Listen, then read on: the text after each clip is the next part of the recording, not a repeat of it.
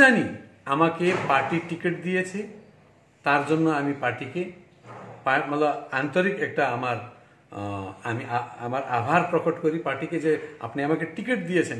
কিন্তু আমি শুধু পার্টির হয়ে কাজ করতে পারবো না। যে জনগণ যাহা কারণে আমাকে ভোট দিয়েছে সেই জনগণের হয়ে আমাকে কাজ করতে হবে। তো আমি জনগণের হয়ে কাজ করতেছি আজকে।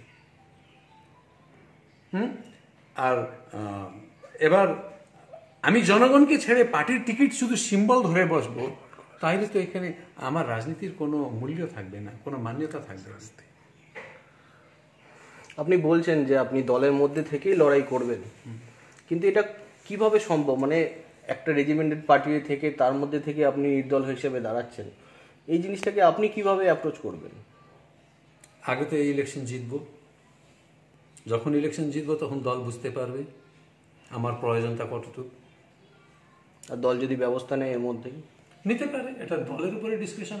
আমার উপরে বড় থেকে বড় যত দলের নিজের একটা সংবিধান থাকে, তো ওই সংবিধান অনুযায়ী আমাকে যে ধরনের যে রকমের আমার উপরে ওনাদের নির্ণয়টা থাকে সেটা আমি স্বীকার করব। তা আপনি তো প্রচার এখনো শুরু করেননি। আমার প্রচার এমনি হয়ে যাচ্ছে, কেন কি আমি জনগণের, দেখেন, আই এম নট বিধায়ক, আমি একটা এমএলএ মাত্র নয়, আমি একটা এরিয়ার লিডার মাত্র নয়, আমি একটা কমিউনিটি লিডার।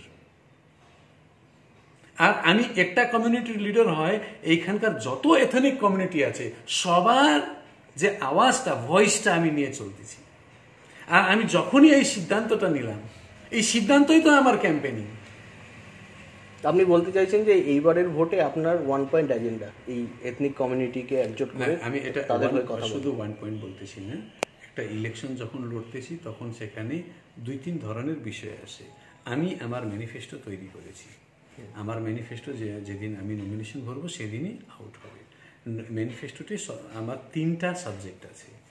প্রথম সাবজেক্ট আছে পলিটিক্যাল ইস্যুস, দ্বিতীয় সাবজেক্ট আছে আমাদের সোশ্যাল ইস্যুস, তৃতীয় সাবজেক্ট আছে একটা সাংসদ হয় ডেভেলপমেন্ট যে করতে পারবে সেই একটা ডেভেলপমেন্টের ইস্যু। এটার মধ্যে আমার 17টা পয়েন্ট আছে। 17টা পয়েন্টে 16টা পয়েন্ট তো এখন আমি ডিসক্লোজ করবো না, যেদিন আমার ম্যানিফেস্টো আউট হবে সেদিন ডিসক্লোজ করব। কিন্তু প্রথম পয়েন্ট যেটা আছে ওইটা আজকে আমি ডিসক্লোজ করে দিচ্ছি, সেটা হচ্ছে আলাদা রাজ্য। আলাদা রাজ্যের দাবিতে আপনি আগামী দিনেও লড়াই করবেন।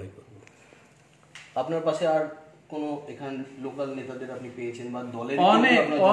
অনেক এখন বলতে গেলে আপনাকে খাতা কলম নিয়ে বসতে হবে। এখন অনেক পার্টি থেকে, অনেক সংস্থা থেকে, শুধু একটা কমিউনিটির কথা নয়, শুধু পাহাড়ের কথা নয়। আপনি এখন তো আমি বলতেছি, এটা তো আমি এখন তো সবাই বলে হ্যাঁ বিষ্ণু শর্মা মিথ্যা বলতেও পারে, কিন্তু যেদিন রেজাল্ট হবে, যেদিন ইলেকশন রেজাল্ট হবে সেদিন যারা আমাকে আন্ডারস্টিমেট করতেছে ওরা আচমকায় যাবে। প্লেন্সের ভোট এবার আমি সবাইকে বিস্ময় করব। তাহলে আপনি বলতে চাইছেন যে তলে তলে আন্ডার কারেন্ট তৈরি হয়ে গেছে?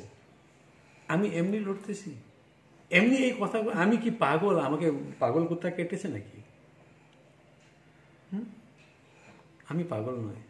আপনি বলতে চাইছেন এখানকার মানুষ, উত্তরবঙ্গের মানুষ, পাহাড়ের মানুষ বিজেপিকে জবাব দেবে, আপনার দলকে জবাব দেবে?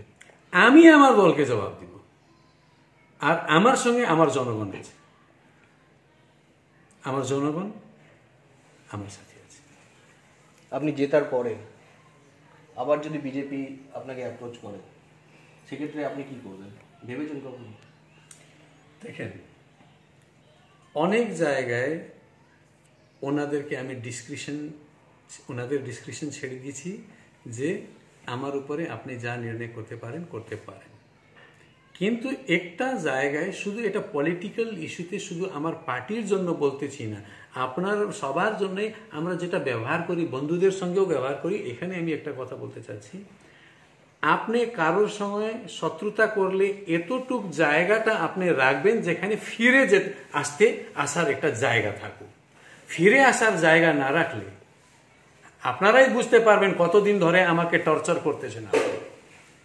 আমার ফিরে আসার জায়গা কিংবা যাওয়ার কতটুকু স্পেসটা আপনারা বাঁচায় রেখেছেন, ওইটা ওনাদেরকে ক্যালকুলেট করতে হবে, আমাকে নয়।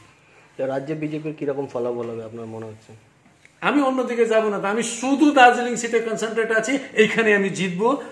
বাংলায় কি হবে আমি এটা এখন দেখতেছি না, আমি একটাই জায়গায় কনসেন্ট্রেট করবো, কোনো খবর দেখতেছি না এখন। আমি শুধু আমার এরিয়া কনসেন্ট্রেট করতেছি। আমরা কথা বললাম বিষ্ণুপ্রসাদ শর্মার সঙ্গে, তিনি নির্দল হয়ে দাঁড়াবেন তিনি স্পষ্ট করে দিলেন, এবং তিনি কনফিডেন্ট যে তিনি দার্জিলিং আসন থেকে যে লড়বেন তিনি জিতবেন, এবং ভবিষ্যতে বিজেপির সঙ্গে তার ইকুয়েশন কি হয় সেটা তো সময় বলবে।